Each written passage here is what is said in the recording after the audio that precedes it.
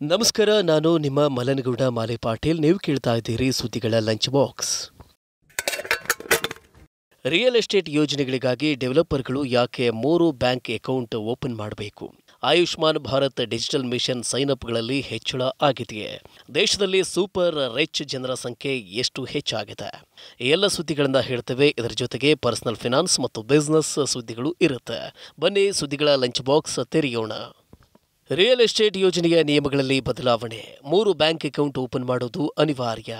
Real estate ಕ್ಷೇತ್ರದ ಕೆಲವು ನಿಯಮಗಳನ್ನು ಬದಲಾಯಿಸಲಾಗಿದೆ. ಈಗ ಪ್ರತಿ ರಿಯಲ್ ಎಸ್ಟೇಟ್ ಪ್ರಾಜೆಕ್ಟ್ಗೆ ಡೆವಲಪರ್ಗಳು 3 ಬ್ಯಾಂಕ್ ಖಾತೆಗಳನ್ನು ಓಪನ್ ಮಾಡಬೇಕಾಗುತ್ತೆ. ಮಹಾರಾಷ್ಟ್ರ ರಿಯಲ್ ಎಸ್ಟೇಟ್ ನಿಯಂತ್ರಣ ಪ್ರಾಧಿಕಾರ ರೇರಾ ಈ ನಿಯಮವನ್ನು ಪ್ರಸ್ತಾಪ ಮಾಡಿದೆ.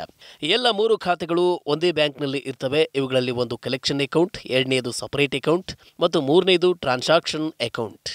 ಗ್ರಾಹಕರು ಕೊಟ್ಟ ಹಣ ಕಲೆಕ್ಷನ್ ಅಕೌಂಟ್ಗೆ ಬರುತ್ತೆ. ಜೊತೆಗೆ ಟ್ಯಾಕ್ಸ್ ಮತ್ತು ಡ್ಯೂಟಿ ಫೀಗೆ ಸಂಬಂಧಿಸಿದ ಹಣವೂ ಇರುತ್ತೆ. 70ರಷ್ಟು ಪ್ರಾಜೆಕ್ಟ್ ಇನ್ಕಮ್ ಅನ್ನು ಕಲೆಕ್ಷನ್ ಅಕೌಂಟ್ ಮೂಲಕ ಸಪರೇಟ್ ಅಕೌಂಟ್ಗೆ ಕಳುಹಿಸಲಾಗುತ್ತೆ. ಈ ಹಣವನ್ನು ಭೂಮಿ ಮತ್ತು ಕನ್ಸ್ಟ್ರಕ್ಷನ್ ಕಾಸ್ಟ್ಗೆ ಮಾತ್ರ ಬಳಸಬಹುದು. ಕಲೆಕ್ಷನ್ ಅಕೌಂಟ್ನಲ್ಲಿ ಪಡೆದ ಹಣದ 30% ಅನ್ನು ಟ್ರಾನ್ಸಾಕ್ಷನ್ ಅಕೌಂಟ್ನಲ್ಲಿ ಇಡಲಾಗುತ್ತೆ. ಈ ಅಕೌಂಟ್ನಲ್ಲಿರುವ ಹಣವನ್ನು ಭೂಮಿ ಮತ್ತು ನಿರ್ಮಾಣ ವೆಚ್ಚಗಳನ್ನು ಹೊರತುಪಡಿಸಿ ಇತರ ವೆಚ್ಚಗಳಿಗೆ ಬಳಸಲಾಗುತ್ತೆ. ಬುಕಿಂಗ್ ಕ್ಯಾನ್ಸಲ್ ಮಾಡಿದಾಗ ಅಥವಾ ದಂಡ ಬಿದ್ದಾಗ ಈ ಅಕೌಂಟ್ನಿಂದ ಹಣವನ್ನು ನೀಡಲಾಗುತ್ತೆ. ಇದು ರಿಯಲ್ ಎಸ್ಟೇಟ್ ಯೋಜನೆಗಳಲ್ಲಿ ಟ್ರಾನ್ಸ್ಪರೆನ್ಸಿಯನ್ನು ತರುತ್ತೆ. ಪ್ರಾಜೆಕ್ಟ್ಗಳಲ್ಲಿ ನಿಯಮಗಳನ್ನು ಅನುಸರಿಸಲಾಗಿದೆಯೇ ಎಂಬುದನ್ನು ನೋಡೋದಕ್ಕೆ ಇದು ಸುಲಭ ಮಾಡುತ್ತೆ. ಇದರ ಹೊರತಾಗಿ ಆದಾಯ, ಇಂಟ್ರೆಸ್ಟ್, ರೀಪೇಮೆಂಟ್ ಮತ್ತು ಕ್ಯಾನ್ಸಲ್ ಪ್ರೋಸೆಸ್ ಸಹ ಸುಲಭ ಆಗುತ್ತೆ. Ayushman Bharat digital mission sign up ಹೆಚ್ಚಳ. 58 ಕೋಟಿ ದಾಟಿದ sign up. Ayushman Bharat digital mission ರಿಜಿಸ್ಟ್ರೇಷನ್ನಲ್ಲಿ ಭಾರಿ ಏರಿಕೆಯಾಗಿದೆ. ಕಳೆದ 3 ತಿಂಗಳಲ್ಲಿ ಯೋಜನೆಯಲ್ಲಿ 8.55 ಕೋಟಿ ಹೊಸ ರಿಜಿಸ್ಟ್ರೇಷನ್ ಮಾಡಲಾಗಿದೆ. ಯೋಜನೆ ಪ್ರಾರಂಭವಾದ ನಂತರ ಇದೇ ಮೊದಲ ಬಾರಿಗೆ 3 ತಿಂಗಳ ಅವಧಿಯಲ್ಲಿ ಇದು ದಾಖಲೆಯ ಸಂಖ್ಯೆಯಾಗಿದೆ. ರಾಷ್ಟ್ರೀಯ ಆರೋಗ್ಯ ಪ್ರಾಧಿಕಾರ ಅಂದರೆ ಎನ್ಎಚ್ಎ ಮಾಹಿತಿಯ ಪ್ರಕಾರ ಎಬಿಎಚ್ಎ ಖಾತೆಗಳ ಒಟ್ಟು ಸಂಖ್ಯೆ 58.61 ಕೋಟಿಗೆ ತಲುಪಿದೆ ಮತ್ತು ದಿನಕ್ಕೆ 1.5 ರಿಂದ 2 ಲಕ್ಷದವರೆಗೆ ಹೊಸ ರಿಜಿಸ್ಟ್ರೇಷನ್ಗಳು ನಡೆಯುತ್ತಿವೆ. ಈಗ ಹೆಚ್ಚಿನ ಸಂಖ್ಯೆಯ ಜನ ತಮ್ಮ ಆರೋಗ್ಯದ ಬಗ್ಗೆ ಕಾಳಜಿ ವಹಿಸ್ತಾ ಇದ್ದಾರೆ. ಡಿಜಿಟಲ್ ಫಾರ್ಮ್ಯಾಟ್ನಲ್ಲಿ ಹೆಲ್ತ್ ರೆಕಾರ್ಡ್ಗಳನ್ನು ಸುರಕ್ಷಿತವಾಗಿ ನಿರ್ವಹಿಸುವುದಕ್ಕೆ ಎಬಿಎಚ್ಎ ಆ್ಯಪ್ ಅನ್ನು ಬಳಸಲಾಗುತ್ತೆ. 1000 ಕೋಟಿಗೂ ಹೆಚ್ಚು ಸಂಪತ್ತನ್ನು ಹೊಂದಿರುವ ಶ್ರೀಮಂತರ ಸಂಖ್ಯೆಯಲ್ಲಿ ಹೆಚ್ಚಳ. ಭಾರತ ಆರ್ಥಿಕ ಪ್ರಗತಿಯನ್ನು ಸಾಧಿಸುತ್ತಿದ್ದು ದೇಶದಲ್ಲಿ ಸೂಪರ್ ಶ್ರೀಮಂತರ ಸಂಖ್ಯೆ ವೇಗವಾಗಿ ಹೆಚ್ಚುತ್ತಿದೆ. ಕಳೆದ 5 ವರ್ಷಗಳಲ್ಲಿ ಲೆಕ್ಕಕ್ಕೆ ಸಿಗದ ಸಂಪತ್ತು ಹೊಂದಿರುವ ಶ್ರೀಮಂತರ ಸಂಖ್ಯೆ 75%ಕ್ಕಿಂತ ಹೆಚ್ಚಿದೆ. ಭಾರತದಲ್ಲಿ ಅಂತಹವರ ಸಂಖ್ಯೆ 216 ರಿಂದ 1319ರವರೆಗೆ ಏರಿಕೆ ಕಂಡಿದೆ. ಇವರ ನೆಟ್ ವ್ಯಾಲ್ಯೂ 1,000 ಕೋಟಿ ರೂಪಾಯಿಗಿಂತ ಹೆಚ್ಚಿದೆ. ಹುರುನ್ ಇಂಡಿಯಾ ರಿಚ್ ಲಿಸ್ಟ್ ಪ್ರಕಾರ 278 ಹೊಸಬರು ಈ ಸೂಪರ್ ಶ್ರೀಮಂತರ ಕ್ಲಬ್ಗೆ ಸೇರಿದ್ದಾರೆ. ಭಾರತದಲ್ಲಿ 1,000 ಕೋಟಿಗೂ ಅಧಿಕ ಸಂಪತ್ತು ಹೊಂದಿರುವವರ ಸಂಖ್ಯೆ 1,300 ದಾಟಿರುವುದು ಇದೇ ಮೊದಲು.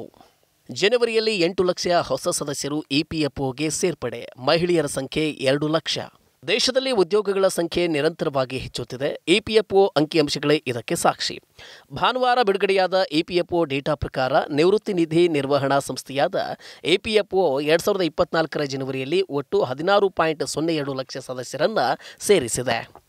2024ರ ಜನವರಿಯಲ್ಲಿ ಮೊದಲ ಬಾರಿಗೆ ಸುಮಾರು 8.08 ಲಕ್ಷ ಹೊಸ ಸದಸ್ಯರು ಇಪಿಎಫ್ಒಗೆ ಸೇರಿದ್ದಾರೆ. ಅದರಲ್ಲಿ 2.05 ಲಕ್ಷ ಮಹಿಳೆಯರಾಗಿದ್ದಾರೆ. ಹೀಗೆಂದು ಕಾರ್ಮಿಕ ಸಚಿವಾಲಯ ತಿಳಿಸಿದೆ. ಇಪಿಎಫ್ಒನ ಪೆರೋಲ್ ಡೇಟಾ ಪ್ರಕಾರ ಹೆಚ್ಚಿನ ಹೊಸ ಸದಸ್ಯರು 18 ರಿಂದ 25 ವರ್ಷ ವಯಸ್ಸಿನವರಾಗಿದ್ದಾರೆ.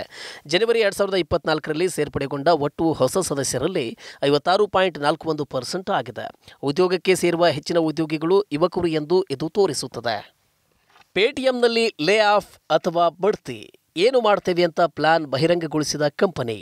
ಪೇಟಿಎಂನ ಮೂಲ ಕಂಪನಿ 197 ಕಮ್ಯುನಿಕೇಷನ್ ಲಿಮಿಟೆಡ್ ಕಂಪನಿಯು ವಿವಿಧ ವಿಭಾಗಗಳಲ್ಲಿ ಸುಮಾರು 20 ರಿಂದ 25% ಉದ್ಯೋಗಿಗಳನ್ನು ವಜಾಗೊಳಿಸುವುದಕ್ಕೆ ತಯಾರಿ ನಡೆಸುತ್ತಿದೆ ಎಂದು ವರದಿಯಾಗಿತ್ತು. ಆದರೆ ಈ ವರದಿಗಳನ್ನು ಕಂಪನಿ ನಿರಾಕರಿಸಿದೆ.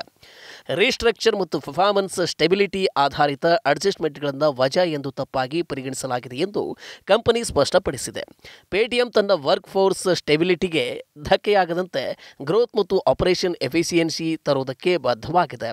ಸುಮಾರು 1 ವಾರದ ಹಿಂದೆ ವಾರ್ಷಿಕ ಕಾರ್ಯಕ್ಷಮತೆಯ ಪರಿಶೀಲನೆಯ ಭಾಗವಾಗಿ ಪೇಟಿಎಂ ವಿವಿಧ ವಿಭಾಗಗಳಲ್ಲಿ ನೌಕರರನ್ನು ವಜಾಗೊಳಿಸಲಿದೆ ಎಂದು ಮಾಧ್ಯಮ ವರದಿಗಳು ಹೇಳಿದವು. ಇದಲ್ಲದೆ ಪೇಟಿಎಂ ಎಐ ಪವರ್ಡ್ ಆಟೋಮೇಷನ್ ಅನ್ನು ಮಾಡುತ್ತಿದೆ. ಇದರಿಂದಾಗಿ ಉದ್ಯೋಗ ಕಡಿತವೂ ಆಗಬಹುದು ಎಂದು ಹೇಳಲಾಗಿತ್ತು. ಆದರೆ ಇದನ್ನು ಕಂಪನಿ ನಿರಾಕರಿಸಿದೆ. S&P ಭಾರತದ ಬೆಳವಣಿಗೆ ದರ ಅಂದಾಜು ಹೆಚ್ಚಳ.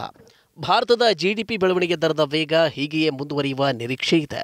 ಜಿಡಿಪಿ ಆಧರಿಸಿ ರೇಟಿಂಗ್ ನೀಡುವ ಏಜೆನ್ಸಿ S&P ಧನಾತ್ಮಕ ಮಾಹಿತಿಯನ್ನು ಪ್ರಕಟಿಸಿದೆ. 2024-25ರ ಆರ್ಥಿಕ ವರ್ಷದಲ್ಲಿ S&P ಭಾರತದ ಬೆಳವಣಿಗೆ ದರದ ಅಂದಾಜನ್ನು 6.8%ಗೆ ಏರಿಸಿದೆ.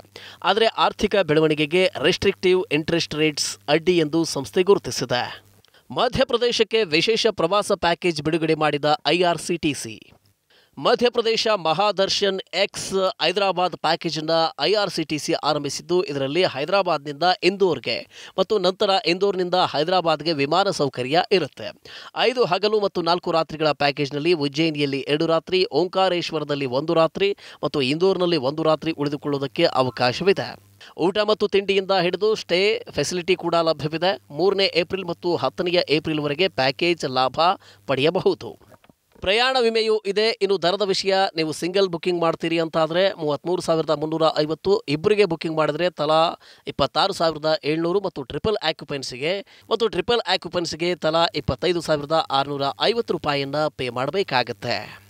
ಇವಿಷ್ಟು ಇಂದಿನ ಲಂಚ್ ಬಾಕ್ಸ್ ಸುದ್ದಿ. ಇನ್ನಷ್ಟು ಅಪ್ಡೇಟ್ಗಳೊಂದಿಗೆ ಮತ್ತೆ ಭೇಟಿಯಾಗೋಣ. ನಮಸ್ಕಾರ.